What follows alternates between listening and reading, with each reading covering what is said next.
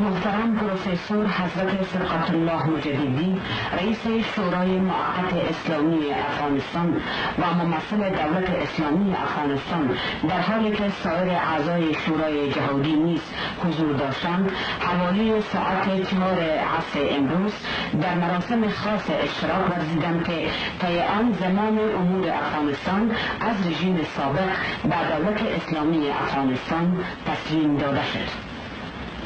مراسم با تلاوت آیات چند از کلام الله مجید آغاز گردید.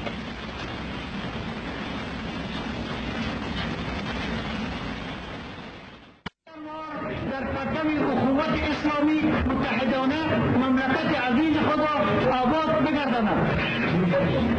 من به نمایندگی از منصوبین دولت افغانستان صمیمانه به شما وعده میدهم که ما با همه با تمام توان و قدرت و انرژی و فهم و دانش خود در پهلوی شما قرار داریم و در آبادی مملکت خود، در تأمین صلح، در ایجاد اخوت وحدت تمام برادران افغانستان، تمام افراد مملکت عزیز ما در پهلوی شما تا آخرین توان و قدرت خود مجاهدت خواهیم کرد و اینو به شما صمیمانه اطمینان میدهیم.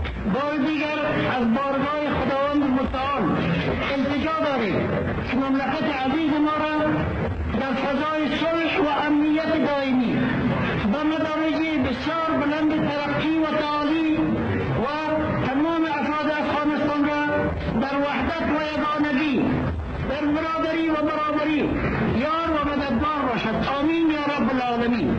ما افتخار داریم که امروز قدرت دولت جمهوری افغانستان و دولت اسلامی افغانستان به صورت صلح‌آمیز به برادران مجاهد ما در رأس جناب محترم مجددی انتقال می‌یابد و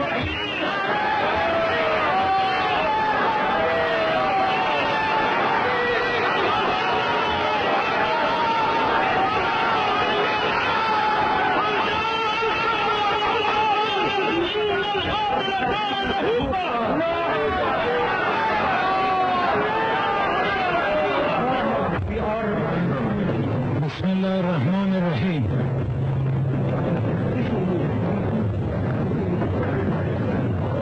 استاد بزرگوار، دانشمند محترم جناب نایب حضرت سید مجددی رئیس دولت مجاهدین، خدای بزرگ سپاسگزار هستیم که امروز شاهد موفقیت و کامیابی بزرگ جهاد در حق مردم افغانستان، مردم متدین و مسلمان افغانستان هستیم. کامیابی که به اراده خداوند توانا و مطابق به خواست در حق مردم انجامیده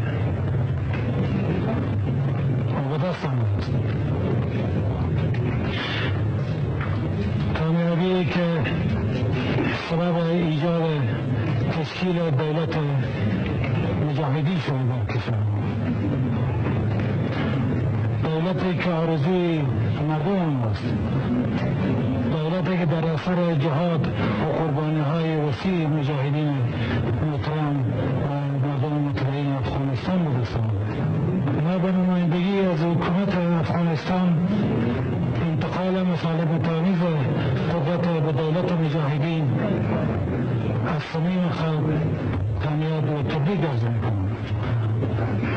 کامیابی و موفقیت دولت مجاهدین تحت رهبری دانشمند بزرگوار حضرت سید مجددی و دیگر همکاران نجیب و صادقشان و بزرگوارشان و تمام مردم افغانستان آرزو میکنم و یقین دارم که خداوند با اینا هست توانایی مییابند که مشکلات بسیار اهمبو و وسیع افغانستان که در ظرف 14 سال مردم به او روبرو بود، انشاءالله تعالی یکی پی دیگری حل میشه. راهی که دولت در پیش داره راه خداست و راه مردم است. خدا با اینا کمک میکنه و مردم هم با اینا هم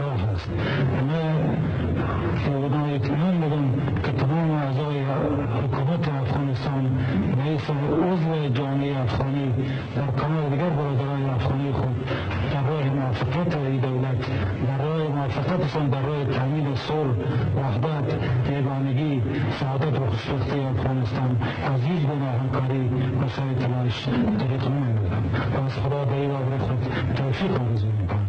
من الله التوفیق.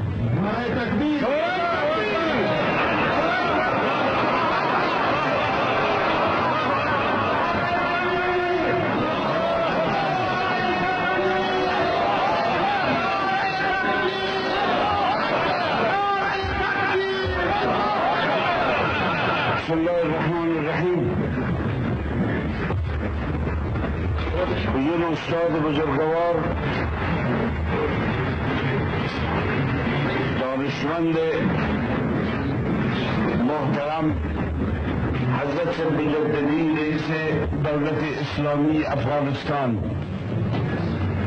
به نوبه خود از طرف خود و از طرف همه وکلای ولوسی جرگه ابتدا تشریف آوری شما را به خیر و عافیت شما را به کشور شما افغانستان از صمیم قلب و شما و هم ابناء محترم و مجاهد شما تبریک عرض میکنم.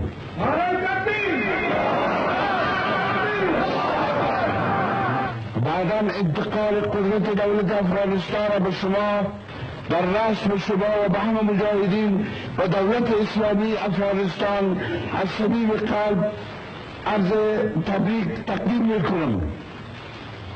به شما وعده میدیم که تا آخرین رمق، تا آخرین قطره خونی که در جان ما هست با شما در راه برآورده شدن آمان مقدس شما به خاطر اطلاع ملت ستمدیده و رنجیده افغانستان که در طی 13 سال جنگ همه هستی و دارایی و همه چیز خود از دست دادن یک جا هستیم.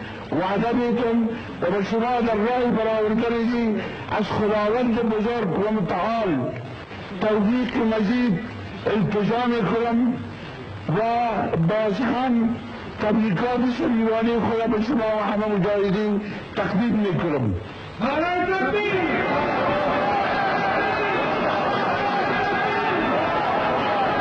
به شما صحت و سلامتی و به همه دوستان مجاهد ما که در این راه از هیچ گونه مجاهدت دریغ نکردن، از خداوند بزرگ صحت و سلامتی، موفقیت و کامکاری آرزو میکنم. و ما توفیقی الا بالله علیه توکلت و الیه انیب.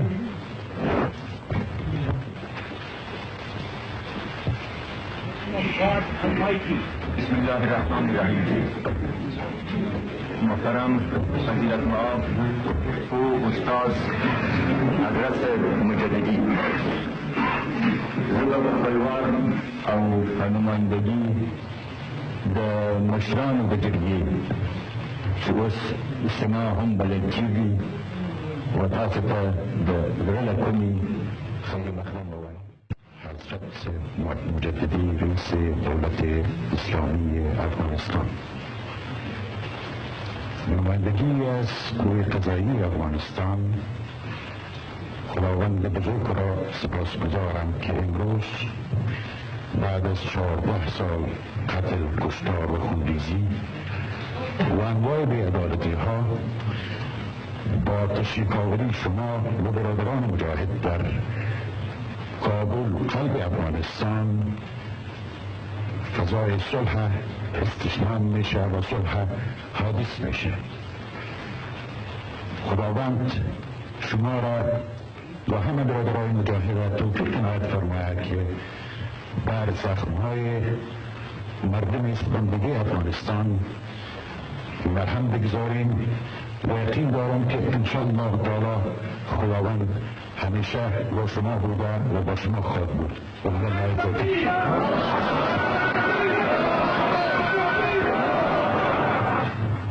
در پایان برای همه برادران مجاهد در راست جناب استاد محترم حضرت سید مجددی صحت، سلامت و قدرت و خدمت برای مردم افغانستان آرزو میکنم. تشکر.